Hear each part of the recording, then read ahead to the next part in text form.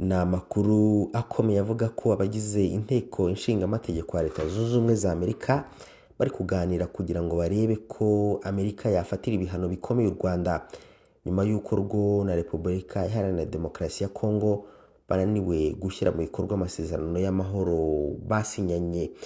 Ibihano rero Amerika ishaka gufatira u Rwanda byifashe bite? Kubera iki ishaka kubifatira u Rwanda? Ni amakuru yimbitse tugiye kukugezaho. U Rwanda narwo rukaba rwahise rusubiza ano makuru nyine y'uko Leta Zunze Ubumwe za Amerika zishaka kurufatira ibihano binyuze muri Vice Perezida wa Leta Zunze Ubumwe za Amerika. Amakuru aravuga yuko we nta kuzuyaza asanga u Rwanda koko rukwiye ibihano.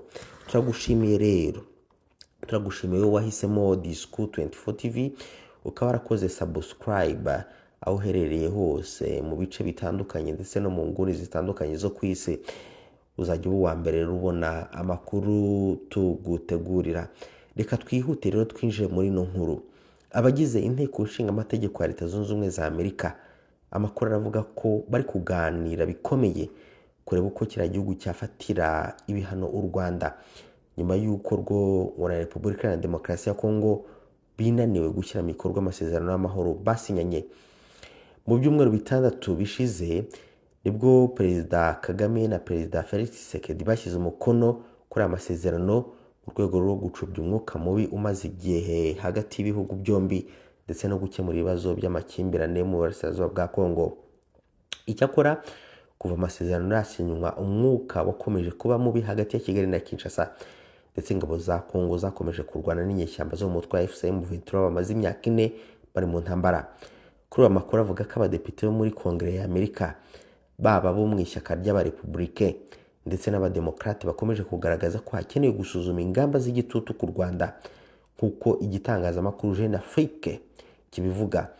Iki gitangazamakuru mu nkuru yacyo irambuye cyane kivuga ko abenshi mu badepite bakomeje gushinja u Rwanda kuba rutarimo gushyira imbaraga zihagije mu gushyigikira amahoro arambye mu burasirazuba bwa Kongo, bityo bagasaba ko hakorwa isesengura rikomeye ry'uruhare rwarwo mu gukomeza kw'amakimbirane mu burasirazuba bwa Kongo.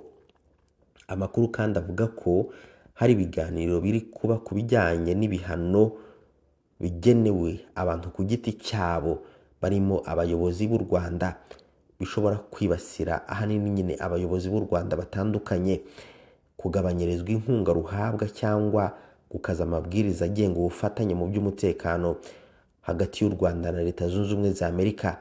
Bivugwa kandi ko Vice Perezida wa Leta Zunze Ubumwe za Amerika JD Vance ari kwinjira cyane mu kibazo cya Kongo. Vance mu minsi yashize yeruye ashinja u Rwanda kwica amasezerano ya Washington ndetse akaruburira ko rushobora kuzafatirwa ibihano nyuma y'uko inyeshyamba za FCM-23 zari zimaze kwigarurira uyu mujyi. Kuri ubu M23 yamaze kuva muri Uvira, mu mujyi wa kabiri munini mu ntara Kivu y'Amajyepfo.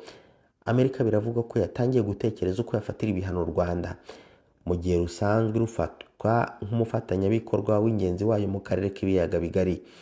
Jeune Afrique kandi ivuga ko abagize Kongere ya Amerika barimo gusaba ibisobanuro birambuye n'ibimenyetso bigaragaza ko u Rwanda rwiyemeje by'ukuri gushimangira amahoro.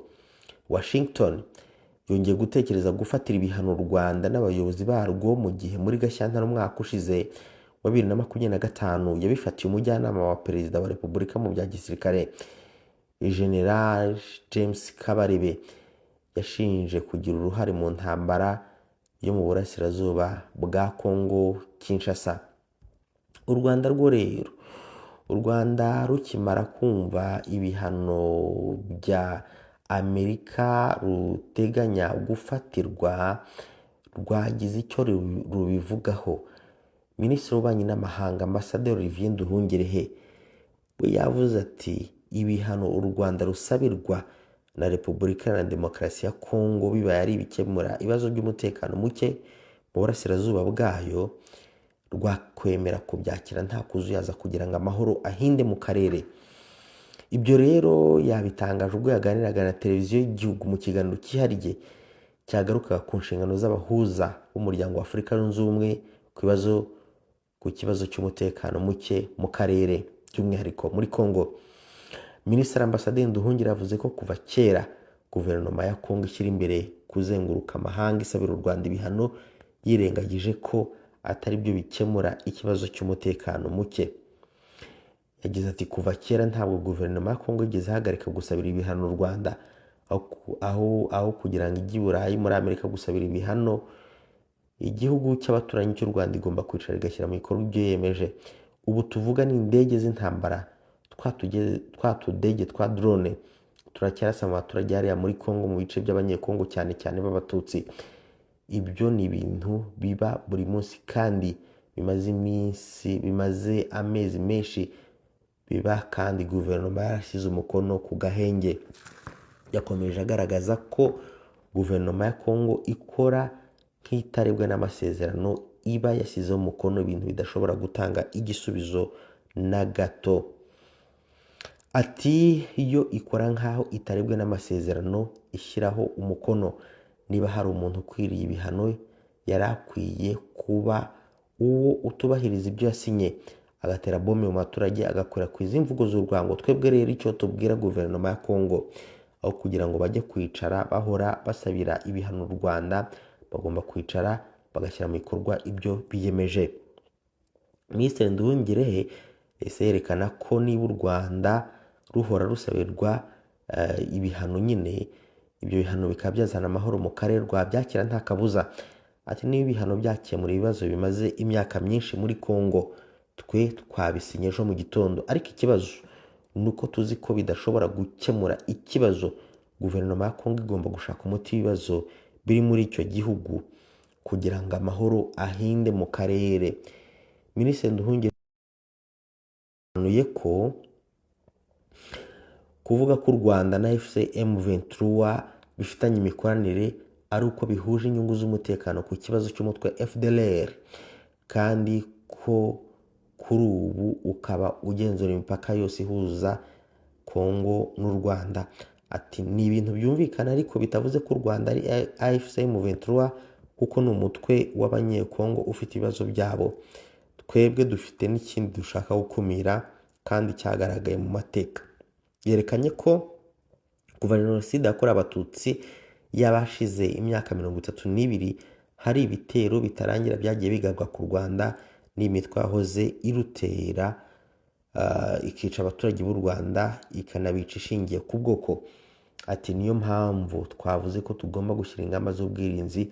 Icyo ni ikintu twebwe nk'igihugu tugomba kugenzura, gukumira, kuko umutekano w'igihugu n'abanyagihugu, uwo mutekano turengera ugerageza guhungabanywa n'uwo mutwe wa FDLR uri muri Kongo. Yakomeje agaragaza ko icyo abanyarwanda bagomba kumva ari uko u Rwanda rufite ingamba z'ubwirinzi zirengera abanyarwanda, ariko hakaba hari n'inyungu ruhuje na M23 kubera ko hari FDLR yica abanyekongo ariko ishaka guhungabanya umutekano w'u Rwanda. Ati tukaba duhuza ibikorwa mu by'umutekano. Ni Discours 24 TV. Reka twongere dufate uno mwanya tugushimire wahisemo Discours 24 TV aho uherereye hose, haba i Burayi, haba muri Amerika, haba ku migabane itandukanye. Kanda subscribe niba utarayikanda ujye uba uwa mbere ubona amakuru tugutegurira. Ikintu cya mbere ni amakuru. Discours 24 TV turi hano kubera kukugezaho amakuru ari kuvugwa hirya no hino kandi mu buryo bwihuse. Warakoze cyane guhitamo Discours 24 TV.